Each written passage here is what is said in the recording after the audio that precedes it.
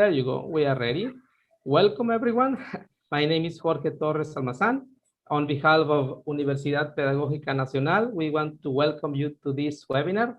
And we also want to welcome virtually Hind, Elias to Tampico, to our city.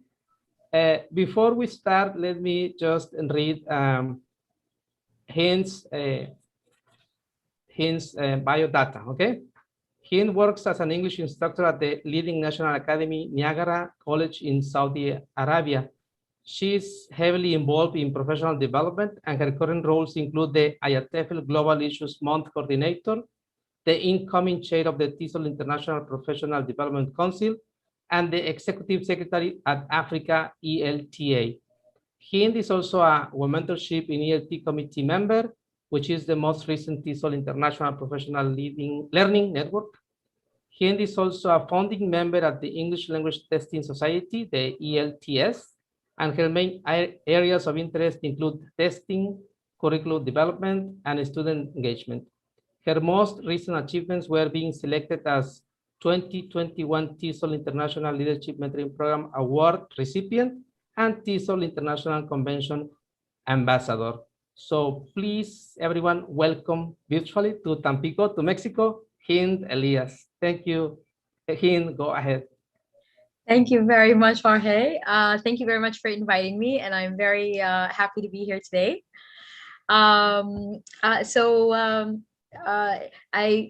I'd like to start my presentation. It's titled COVID Blueprint, Practical Strategies for Teachers and Students.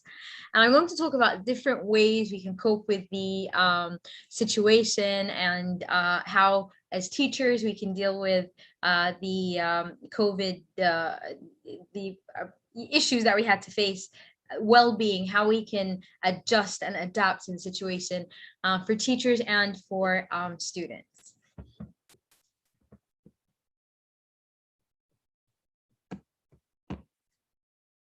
Okay, so this is information about me. These are some of the associations that I'm affiliated with. And I love professional development, and I love presenting and traveling, but now it's all virtual. I like to be part of, I like to present and learn about new associations. So I'm going to start about talking about the impact of COVID on teachers. COVID-19 has had a terrible toll on teachers. Burnout, job instability, not knowing when institutions will resume or if we had jobs, risk of getting infected, the rapid shift to online teaching. We're all worried about employment and salaries, and we're juggling work and personal life. Students are also suffering. They're missing classes, and that may be for many reasons. Inability to learn online. We see our students using when it comes to learning online and navigating different platforms, it's very, very challenging for them. Some of them can't afford internet access, so that is a major problem. And ways of testing aren't accurate. Their cameras are off. You don't know what's going on behind the scenes, behind the screens. And they can get away with, copying answers, sharing answers on WhatsApp while you're not looking because you can't see them. So they feel isolated, and this will definitely have an impact on students when they come back to their face-to-face classes. Now I'm going to talk about the impact of COVID, the different way COVID has affected our lives. It could be mental, emotional, social, physical, business-related, financial. It's all of these together. So teachers need to develop coping strategies to deal with these challenges. It's important for us as teachers to develop these coping strategies because this is going to affect our performance, it's going to affect our students, and it will have a major impact on the learning process. I'm going to talk about the different types of coping strategies. Lee and Solvold, a psychologist, mentioned different types of coping strategies. The first type, we have negative or destructive external responses. looking for hidden agendas, constantly watching the news, looking for conspiracy theories. And I'm sure you're probably thinking about somebody right now, because we've all had people who had those conspiracy theories and felt that there was a hidden agenda and they didn't really take it seriously. And I remember at the beginning of COVID, when it started, we had one colleague who was always washing her hand, wearing a mask when nobody else was wearing a mask, and we used to laugh at her. But I guess she was the one who knew what was going on. Not taking social distancing seriously and not following preventive measures. So this is the first strategy. Then it gets serious, and we have negative or destructive internal expressions. And this is mainly negative thinking. And the person starts worrying about getting sick, not just worrying, but obsessing. Moaning and groaning about the situation, painting a dark picture about the future, and this can eventually lead to depression, self-isolation, and hopelessness. The third type, now we're going to talk about the positive approaches. We have positive or proactive external expressions. It's reaching out to support friends, families, neighbors, and even strangers. Doing something you've always wanted to do, like learn a new language, read a book, engage in different activities like cooking, playing games. One of the things that I started doing during the pandemic was yoga classes, and it really helped a lot. The last type, positive or proactive internal expressions. It's thinking about the world and reflecting on oneself. Finding ways to contribute to the changes that we would like to see around us, and practicing mindfulness and meditation activities to be able to accept and manage the situation.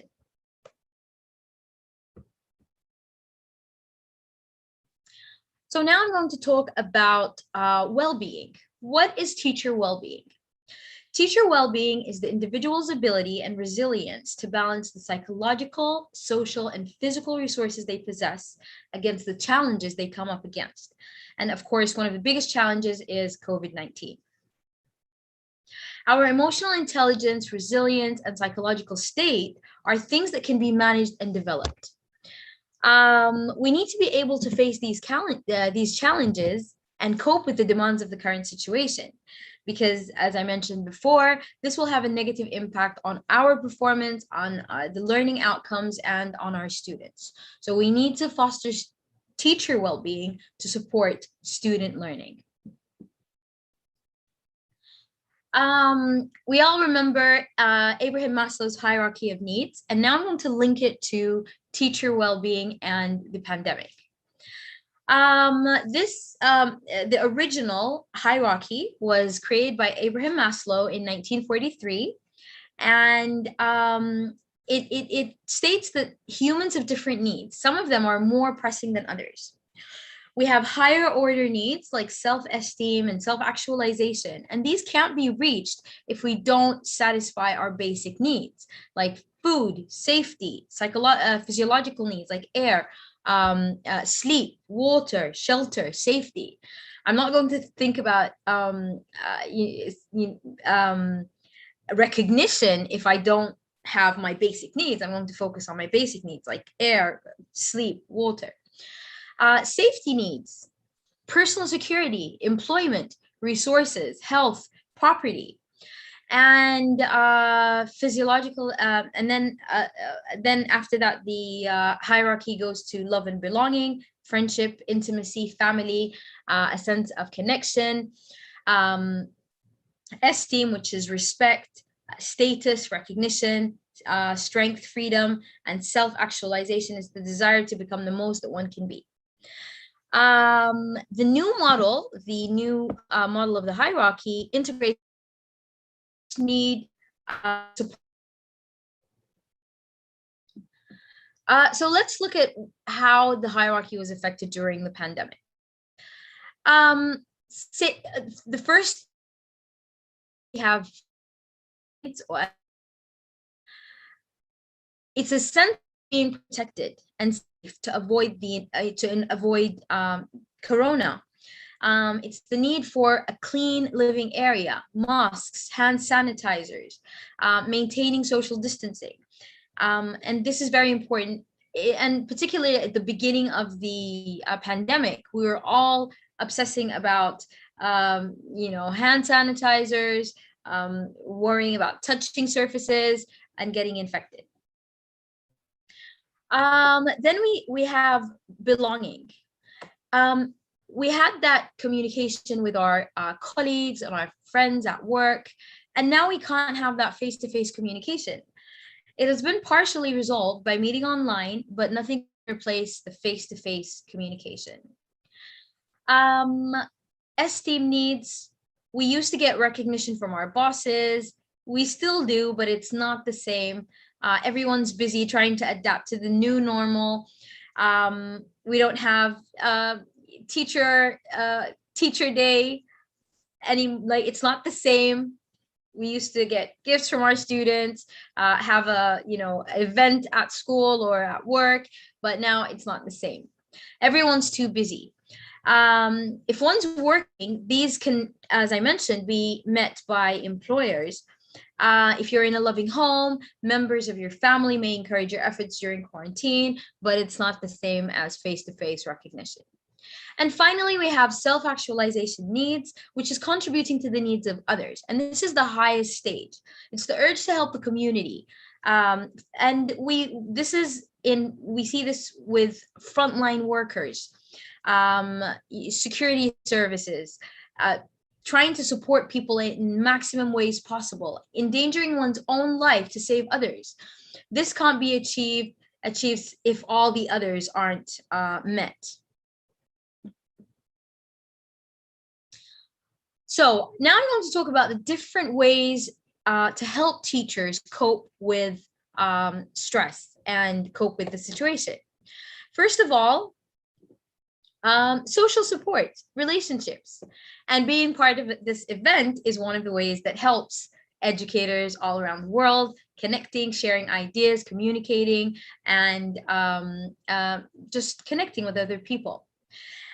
Joining other associations like CECIL International Association, attending webinars, online conferences, discussion sessions like the Tesol Lounge Live, where you can meet, share ideas, ask questions, joining different associations where you get the opportunity to discuss ideas, ask questions, concerns, network. Another helpful way is attending different webinars that focus on teacher well-being. Another way is resilience. What is resilience? Resilience is the ability to overcome adversity and to adapt to challenging situations. Teachers need to be able to find ways to get back on their feet and find ways to develop resilience. We need resilience to teach effectively. The British Psychological Association focus on 3 areas that help enhance teacher resilience: belonging, help seeking, and learning. And this can all happen by being part of professional networks and communities of practice and learning and English language associations. Asking friends and colleagues, discussing ideas, sharing ideas, discussing concerns, and learning. This is a very interesting tool. You can do it on your own with your colleagues or in the classroom with your students. It helps deal with stress and difficult situations. You can practice these to reduce stress. So you spin the wheel and focus on one goal every day. For example, think about all of the positive things you have in your life. And I think we shouldn't be using the word positive anymore. Give yourself a cuddle. Be brave and try something new that you've never done before. Eat well and drink well. I ask my students to focus on one point every week and write down what they've done and share their ideas at the end of the week. Take deep breaths and count to 10. Do an activity that makes you happy. So different goals, different small things are things that we can do that can really help us develop resilience. Other things like routines. Establishing a routine and structure is very important. And this is one of the problems that we face during COVID. There's no structure anymore. Everyone's lost. We don't know what to do. Things are different. We're used to doing things a certain way all our lives, and now everything is different. So just getting used to a new lifestyle, a new way of doing things was very challenging. But establishing a routine and focusing on things that you can control can really help. You can make schedules, set goals while working at home, creating a daily plan. And this is something that I used to do to keep track of different events and presentations. Every day I would write down what I'm supposed to do in class, what I'm supposed to do for my own well-being, my professional development, my conferences, and keeping track of everything, because everything is different. Things are not the same, and the tasks that we do are not the same. Checklists for going back to school. And this is very interesting because we recently moved to face-to-face classes, and my friend told me, I don't even know what to do anymore. I don't know how I'm going to teach face-to-face. I don't even remember what we used to do. So it was very interesting that we felt we couldn't go back, but we couldn't go back, and there are things that we might not remember what we used to do. But as soon as you get back on track, you'll just get the hang of it, and it will all come back. Exercising and attending sessions, meeting friends online every week. These are all things that we can do, and they give us a sense of stability and security. Self-regulation. Practicing self-regulation skills like breathing exercises really help out a lot. And this is something I've learned during the pandemic. I attended yoga classes with Rosa Aronson from Tesol, and it was amazing. I've never tried yoga before, but it's really, really worth it. It's a very effective way to reduce stress. You count your breathing. Just close your eyes and focus on your breathing. And I've never done this before, and it can be very, very relaxing. Just take a few minutes to sit down. You can have music in the background. You can create a nice atmosphere, candles, and just close your eyes and focus on your breathing. When you're focusing on your breathing, it helps you concentrate, and it blocks any negative feelings, and it distracts you. So it's really calming, and it helps you relax. Sorry, I'm not sorry. It's funny, I saw a post on Facebook.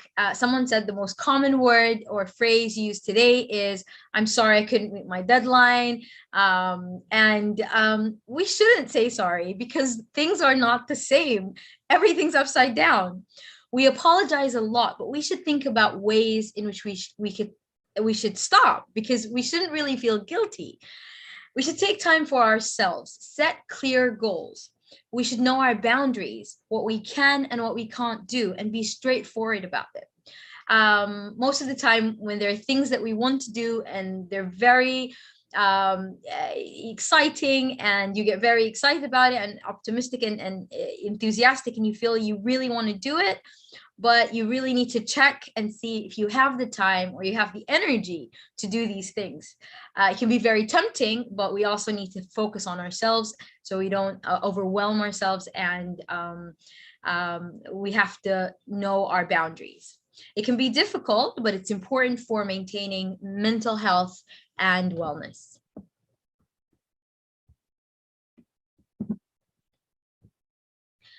Now I'm going to talk about students. We do get really frustrated when our students don't do what we ask them to do, or when they don't put their cameras on, or they don't log in, or they keep disconnecting, but we should think about them. They're all feeling overwhelmed, they're stressed and anxious. It's important to reassure them that this is a very normal response. We should talk to them and encourage them to apply different strategies to overcome these negative feelings. We're going to focus on some activities that give them a sense of control and ease their tension.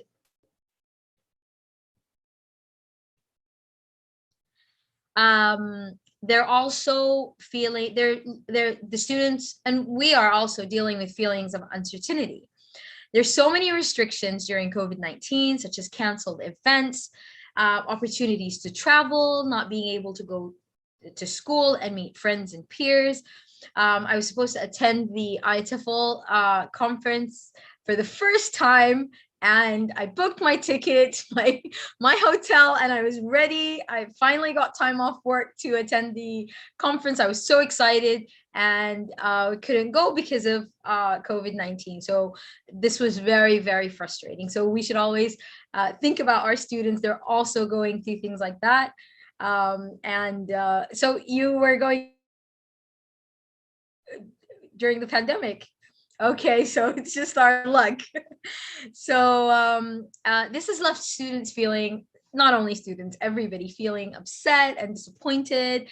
It can be helpful to remind students and ourselves that there are things that we can do to deal with the current uncertainty. This is one of the activities that I really like. It's I'm an amazing person sheet. So get the students to fill in these balloons and write things about themselves. Sometimes we don't really focus on what we can do and all the good things that we've been doing. So this is a good way to make your students to realize that they do have positive qualities, and there are lots of things that they should be proud of. I'm a good friend because I'm really good at, I've worked hard to improve, I am proud of myself when, I'm a good team member because, I'm thoughtful because, my special talent is, and we should always remember that every single student has a special talent. I'm a good family member because, I am unique because, I'm a good citizen because.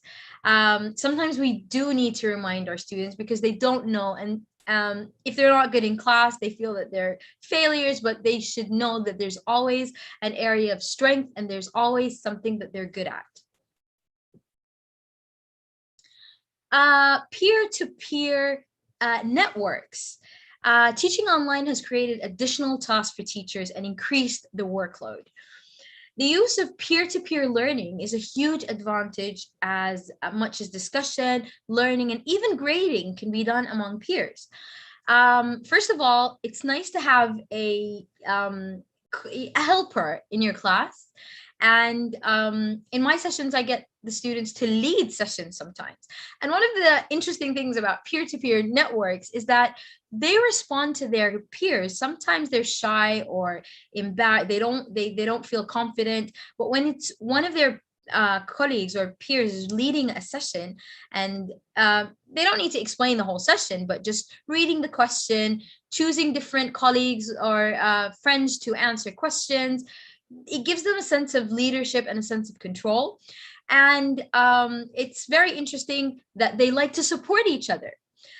So for example, we use a Blackboard. In our classes, when I ask a question, you can hear the sound of the hands going up, the bing sound. Only a few, some hands go up all the time. But when it's one of their colleagues or peers leading the session, all of their hands are up because they want to support their friends. And without knowing, they're actually participating and learning better. So these peer-to-peer networks are very, very useful. Even when grading, they can switch papers and they feel more confident, and they know that they're not the only ones making mistakes, and it gives them a sense of confidence and a pride that they're playing the teacher's role, and they love it. It's interesting how some of my students just love being playing teacher, and then their colleagues start calling her miss, and it's just so cute. So if you try that in your classroom, yeah, it's really interesting, and the outcomes are great. It encourages students to gain responsibility. It encourages debating and participation in the classroom. Movie discussions. Choose a movie or a TV show that can be streamed online. And this is something that we do part of our IATEFL global issues. We have every month we have clips, like 3 or 4 clips that are only 10 to, and then we watch these clips before, and then we come and a session and we all discuss clips, what we learned from them, how we felt about them, and there's always a message, and it's interesting how people view them in different ways depending on your own background and on your own personal experiences. So choosing a movie, or it's just a 5 or 10 minute clip, and we have a discussion for a whole hour. So you can choose a movie, or you get your students to choose a movie, just a clip. You can give them a few minutes to watch it before class, or give them a few days, and then you have a meeting to discuss their favorite parts, the storyline, relevance to their lives, and you can connect it to something that you're teaching in class. You can use it with grammar, pronunciation, spelling. It's very, very interesting, and the students really like it. And if you get them to choose the movie as well, it will give them a sense of ownership, and they'll, be more active, and they'll participate more. Video of the day. You can ask the students to showcase their favorite YouTube videos, and you can give them 5 minutes. Then they get to talk about their videos and why they like them. The videos could include anything. It could be animals, flowers, nature, cartoons, anything they like. And when students like something and they're passionate about something, they're very excited, and they get to speak, develop their skills without even knowing that they're learning, and they're excited about it, and they just think it's just a fun session. They're actually not even knowing.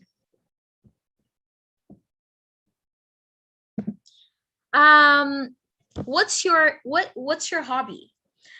You could search YouTube tutorials together. It could be origami, gardening, whatever students are interested in. You could do different activities by asking them to talk about these hobbies. And from these activities, you can get to learn more about your students. When you get to know more about them, you can know you can learn about their learning style and know how to help them develop and succeed in your class.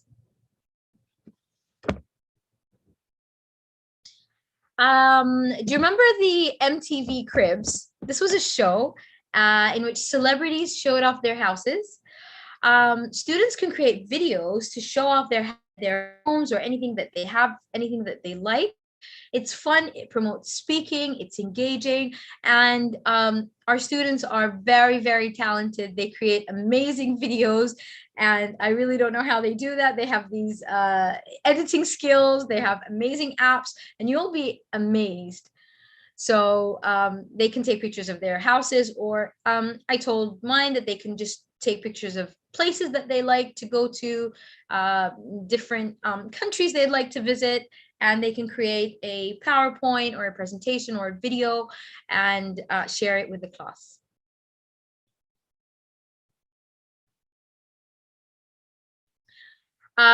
Word searches. Word puzzles are rewarding and they're challenging at the same time. You can create your own puzzles, use the words that are used in the lesson, and you can give them these puzzles when you feel that you're losing them and they're falling asleep. You can just give them a puzzle. I like to put a bomb timer on the board that the bomb explodes at the end of the duration, and it's fun, and it gets them to work quickly and think, and it develops their thinking skills, and it's fun. There's a sense of competition. So whenever you feel you're losing your students or they get bored, you can just give them a puzzle and get them to wake up. I'm here, you're there. Interaction through audio and video is very, very challenging. Sharing your screen and mirroring, using polls and breakout rooms, writing on notes, whiteboard, shared documents. These are the only ways we can interact with our students. This is the only connection that we have with our students. So we should make the most out of all these online tools, and try to be creative. We can open a chat, allow students to share ideas, express opinions. So these are the only ways we can get to our students. So we should make sure to make our sessions interesting, full of different types of learning tools and activities to engage our students and help us connect with them.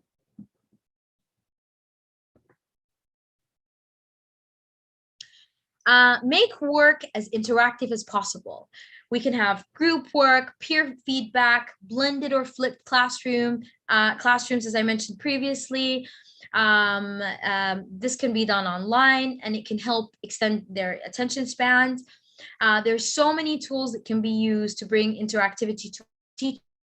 I've learned so much about different types of tools that can be used in the classroom. Just a small activity like a Padlet, or just putting them in a breakout room, or using polls, or small things that can really get them engaged and motivated, and they'll enjoy it.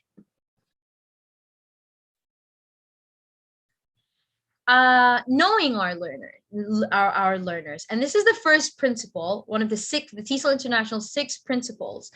The only way we can support our learners and engage with them is through online applications. It's difficult, especially when you're teaching a new class that you haven't met before. It's very challenging, especially when their cameras are off and you don't know them. You could only recognize their voices, and that is very painful. Because when I went to we had online classes, and then we went to the campus for an exam, and the students were excited to see me, but I didn't know who they were because their cameras were never on, and I just recognized their voices, and I just felt so bad, and I asked her, "Who are you?"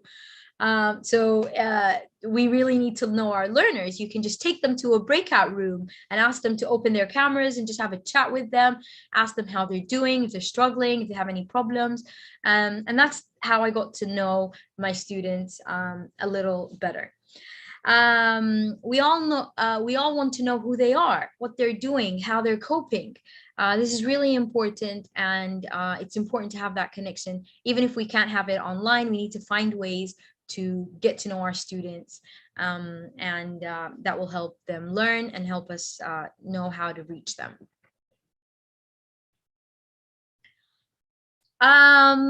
Self-care.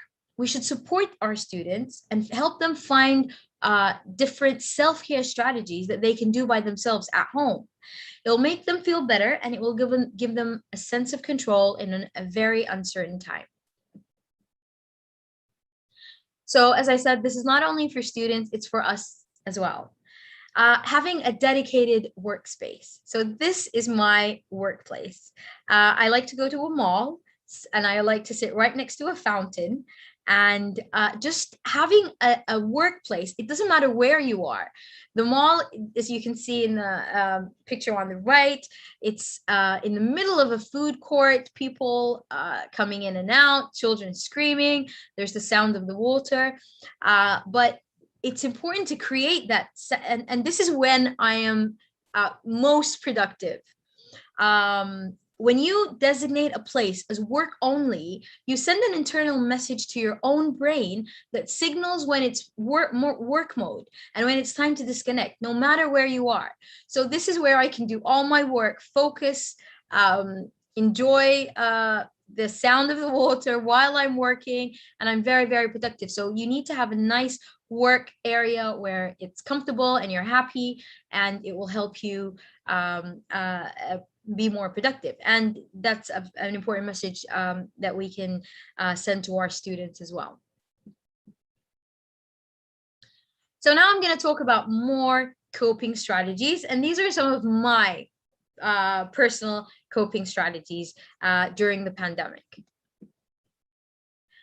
One of my favorite places was the Tesol International Lounge Live. The Lounge Live is an online hosted conversational space for educators all around the world.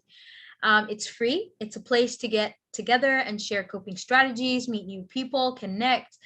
You can always ask, there's always a theme, but you can always ask questions, get answers, ask about online activities. And this really helped me. And I got great advice on how to do things and different teaching strategies online.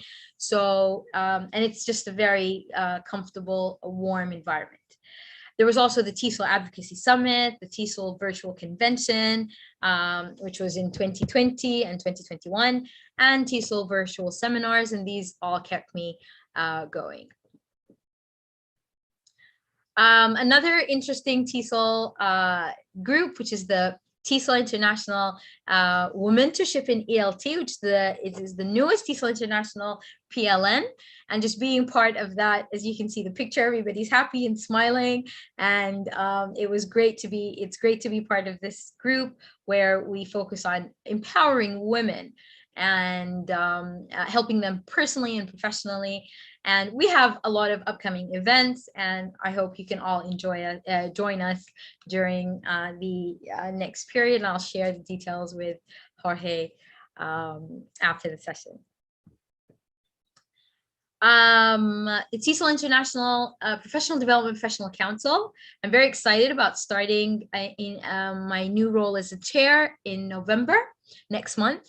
So we also looked at different ways to help teachers and reviewing different courses, different online material, and just being part of a committee, being part of a community really helped and kept me busy during the pandemic. So it was, especially when there was no school, we were on vacation.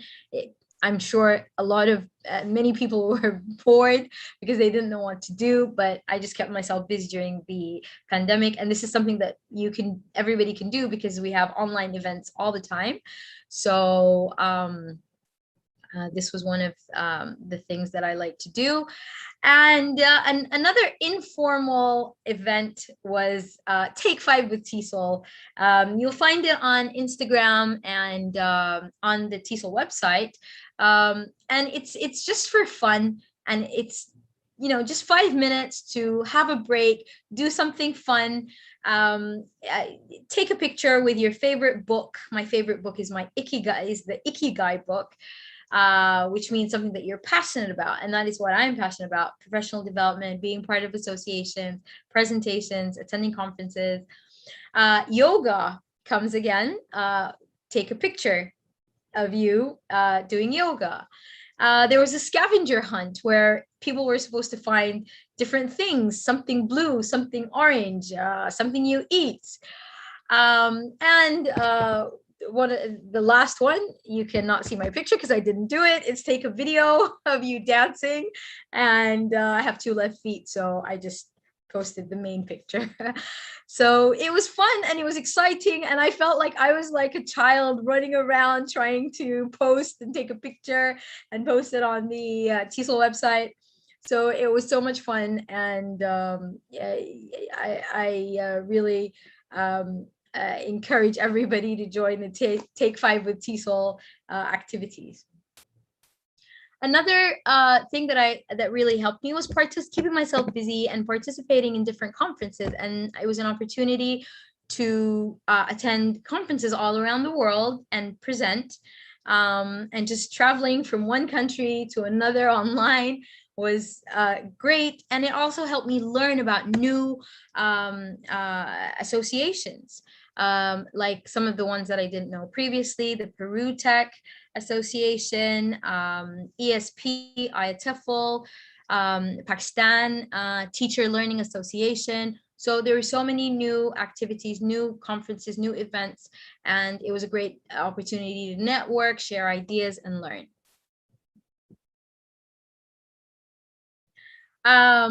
Another great thing that kept me busy, kept me inspired during the pandemic was being a TESOL ambassador. And Jorge was also one of the TESOL International ambassadors. And it was such a rewarding experience. And I attended I attended last year. I attended the conference last year. I've attended many face-to-face conferences as well. Not TESOL, but other conferences. And I never felt so involved and engaged.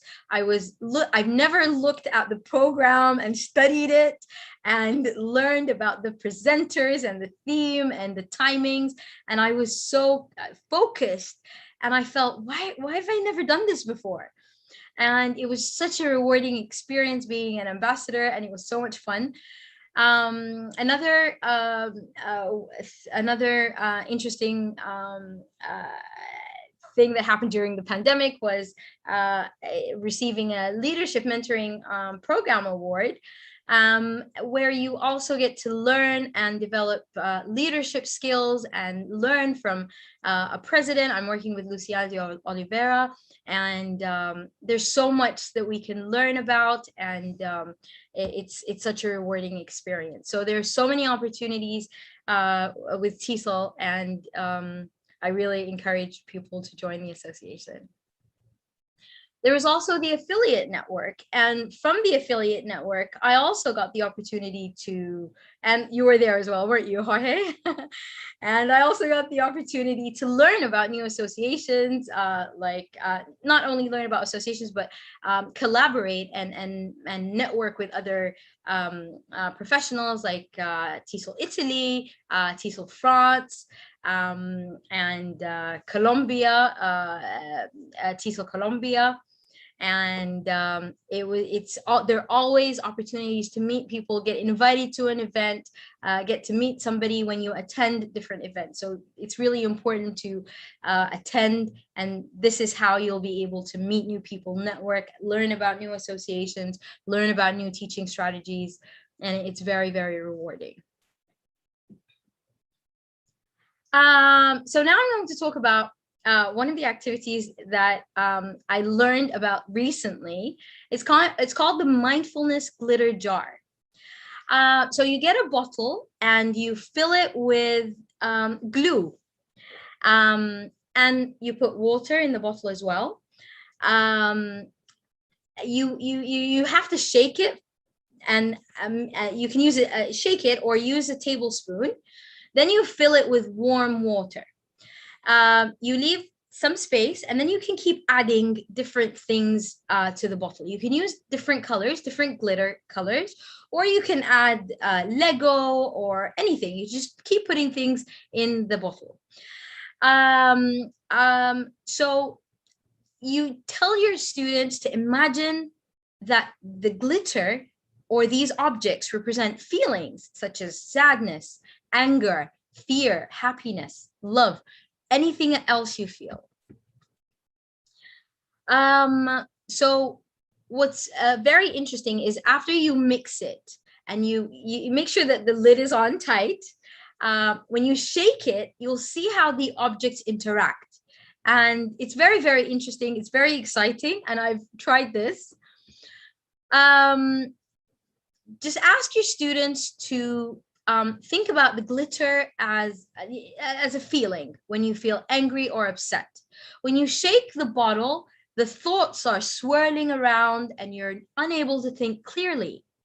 When you watch the glitter, eventually it will settle down. And when it's settling down, your mind will settle down as well.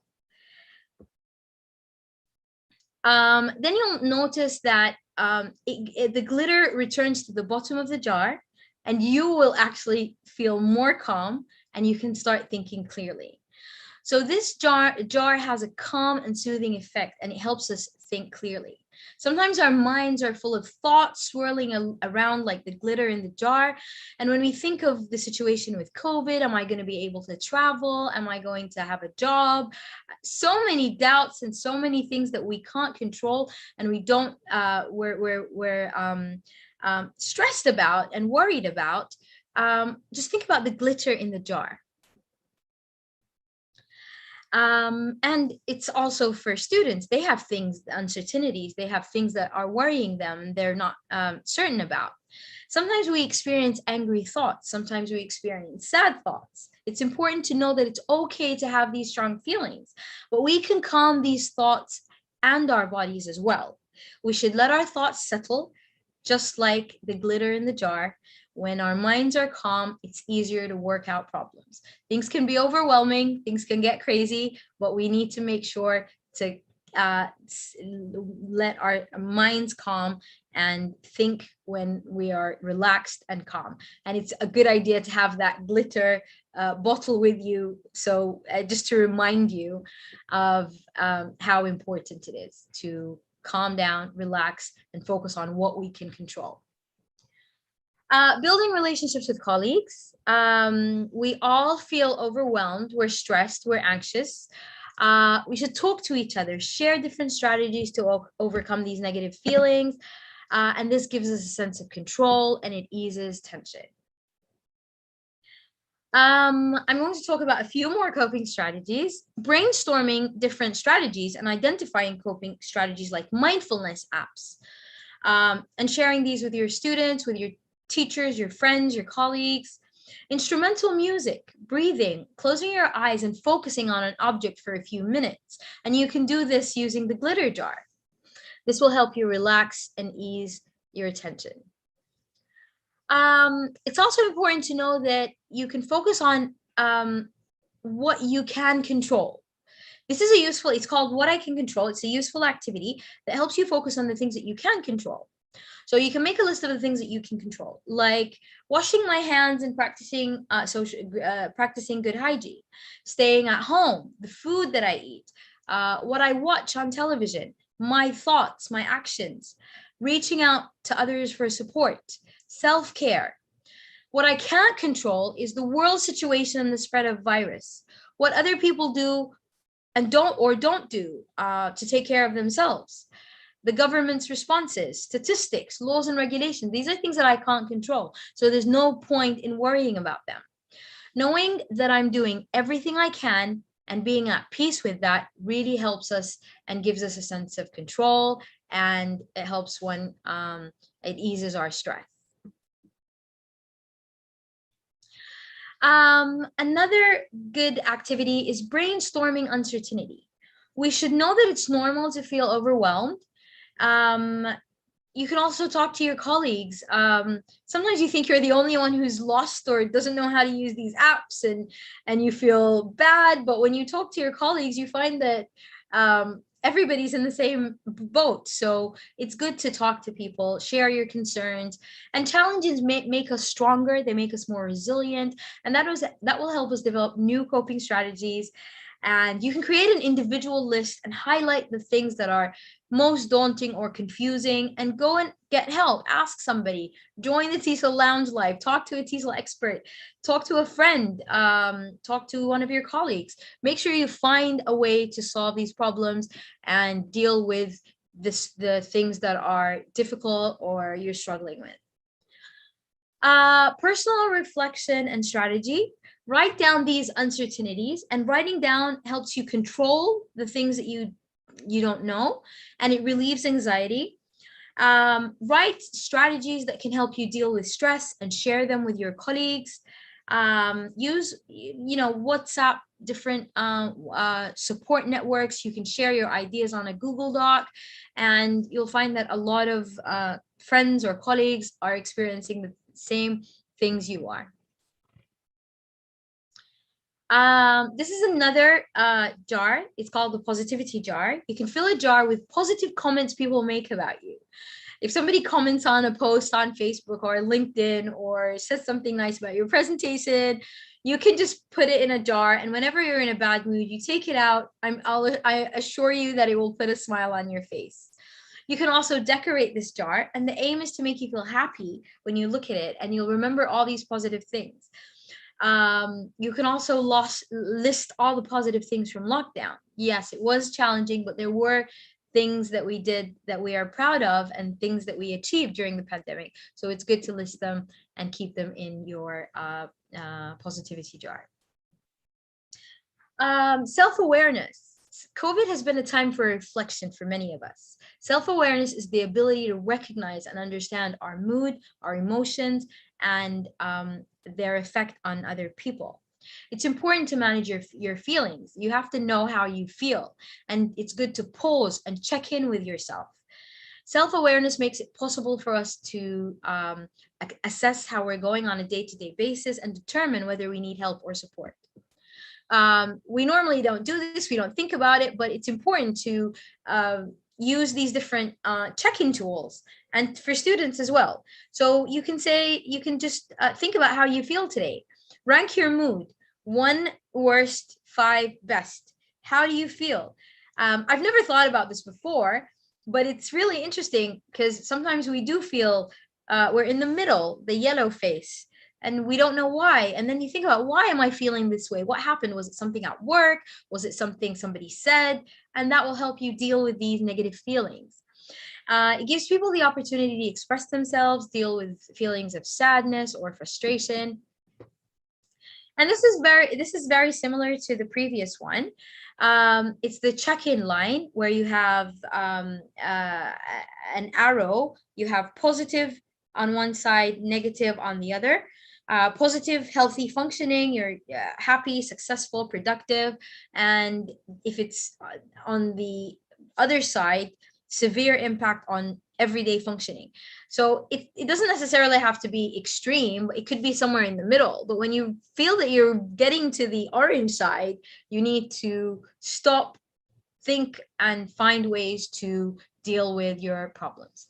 It's important to be able to recognize how you're coping. If you're close to the not coping end, then you definitely need to ask for help. It could be talking to a colleague, reading a book, or just having a break, taking time off.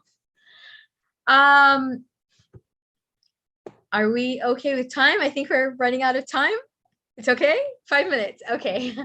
So this is the last activity, which is emotional management activity.